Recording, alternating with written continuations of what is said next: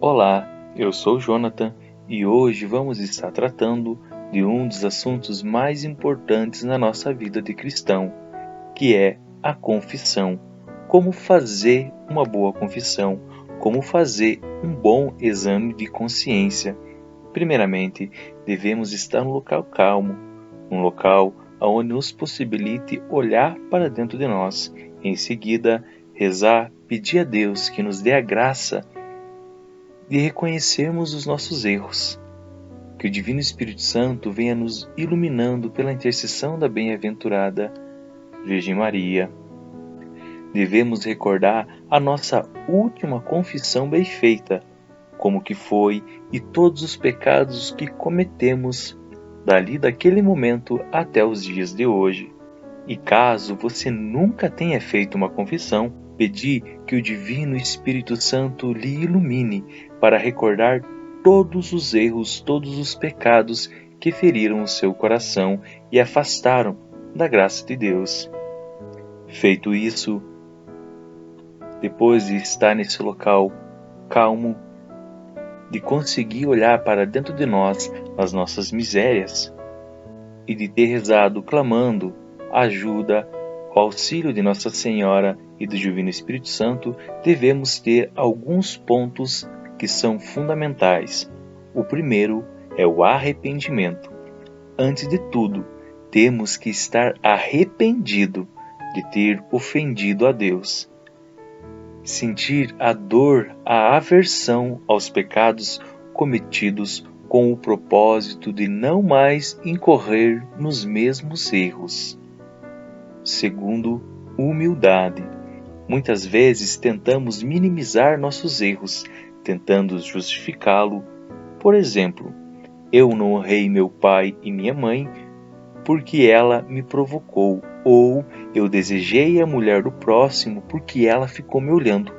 O errado é errado. Se errei, devo ser bem sincero, sem tentar justificar ou terceirizar o meu erro. Outro ponto, sinceridade. Devemos ser muito sinceros com nós mesmos. Muitas vezes escondemos um erro ou tentamos acobertar. Esquecemos que de Deus nada se esconde. Ele enxerga o nosso interior. Também a consciência de que não estamos escondendo nada do sacerdote. Estamos escondendo apenas de nós mesmos. E é às vezes esse erro que deixamos escondido que nos faz cair novamente no mesmo pecado. Outro ponto, propósito. Devemos ter sempre um propósito. O primeiro, de não voltar a pecar, de ter essa mudança de vida. Outro propósito é de lutar sempre contra os pecados, contra as tentações, contra as vontades da carne. Muitas vezes nos confessamos apenas por confessar. Não fazemos um propósito de mudança de atitudes, mudança de pensamentos e mudança de vida. Ou na primeira oportunidade de pecar, caímos. Então devemos ter esse propósito de mudança de vida, de uma conversão verdadeira. Outro ponto, a confiança. Devemos sempre confiar na absolvição, no perdão de Deus pelas mãos do sacerdote e assim começar uma vida nova. E por último, fazer de tudo que tiver ao nosso alcance para reparar o mal. A absolvição apaga o pecado, mas não corrige todas as desordens que ele causou. Por isso, perdoado o pecado, o pecador deve ainda recuperar a plena saúde espiritual. O exercício penitencial que o confessor sugere não é dado só para expiação dos pecados cometidos e para reparar eventuais danos causados, mas também como forma de ajudar a nós a iniciar uma vida nova, e a favorecer a plena reparação da enfermidade do pecado. Vamos entrar agora nessa parte do exame de consciência. O pecado, ele é dividido em venial e pecado mortal.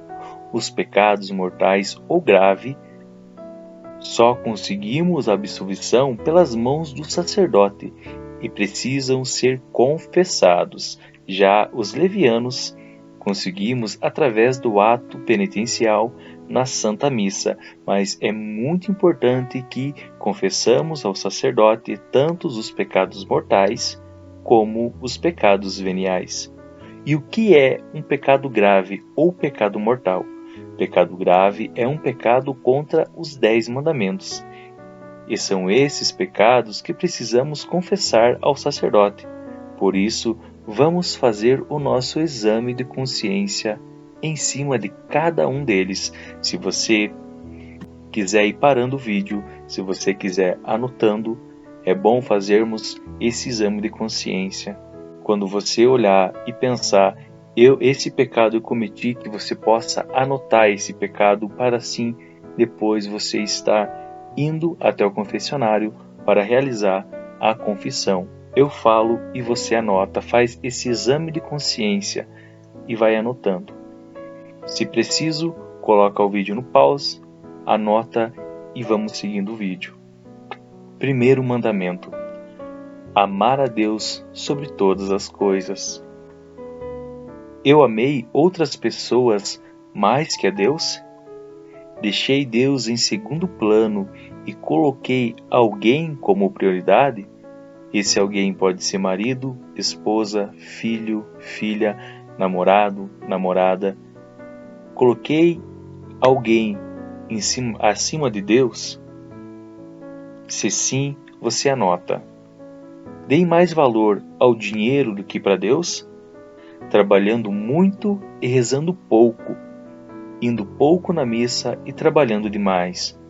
Se sim, você anota que sim. Acreditei em superstições como horóscopo, tarô, magia, colocando minha fé e esperança em outras crenças e não nas mãos de Deus? Se sim, coloca o pecado. Dei mais valor às tentações da carne que para Deus, como sexualidade, bebedeira, ou me comportando nos meios em que vive, trabalho, estudos, em casa, como um pagão? Duvidei da existência de Deus? Participei de atos profanos contra Deus ou a Igreja? Deixei de me confessar por não acreditar na misericórdia de Deus? Deixei de confessar um pecado grave na minha última confissão? E assim encerramos o primeiro mandamento. Segundo mandamento: não tomar seu santo nome em vão. Usei o nome de Deus para propagar uma ideia minha? Falei o nome de Deus com ódio ou de um jeito desafiador? Usei o nome de Deus para expressar uma emoção em uma conversa paralela? Como: ai meu Deus, não acredito, meu Deus do céu. Usei o nome de Deus para amaldiçoar alguém? Usei o nome de Deus para mentir ou enganar alguém?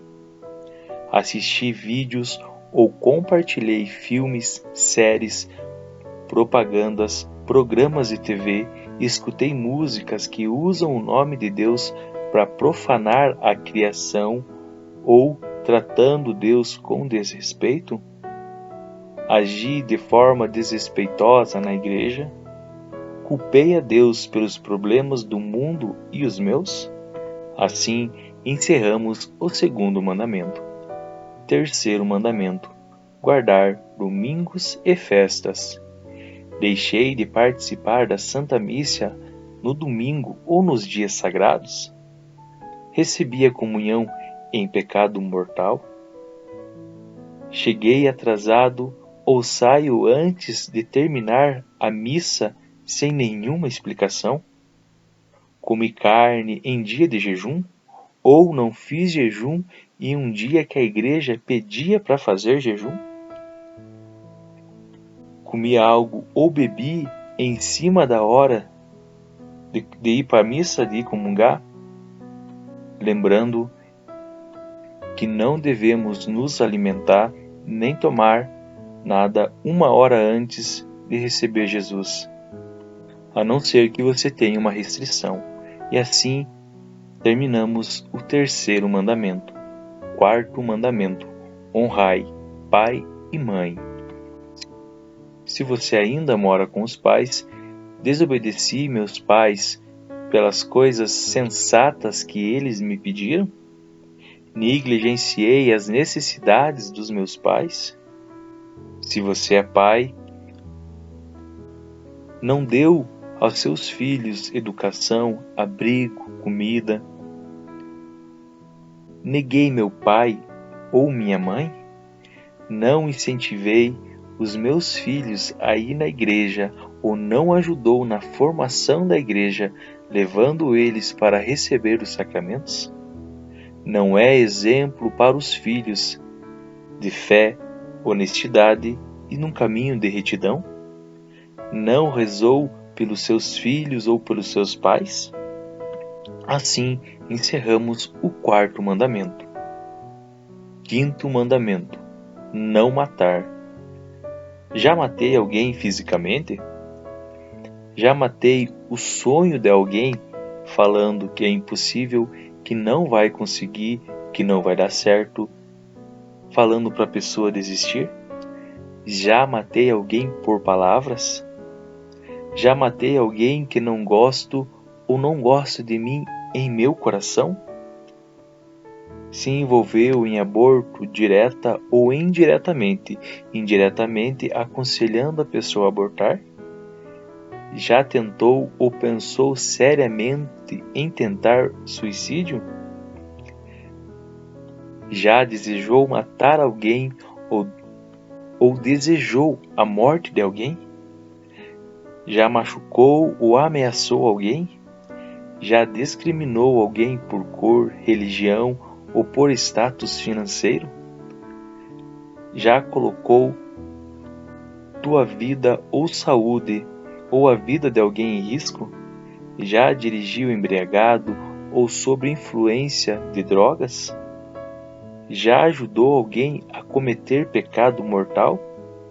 Exemplo, não se vestindo bem, provocando alguém, incentivando alguém a matar outra pessoa no seu coração? Neguei perdoar alguém? Apreciei ver alguém sofrendo por dor? Matou ou tratou algum animal com crueldade?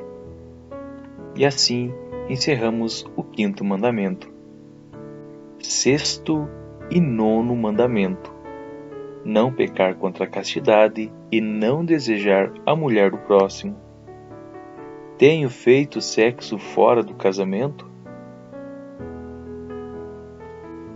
Se masturbou? Assistiu filmes ou viu fotos pornográficas?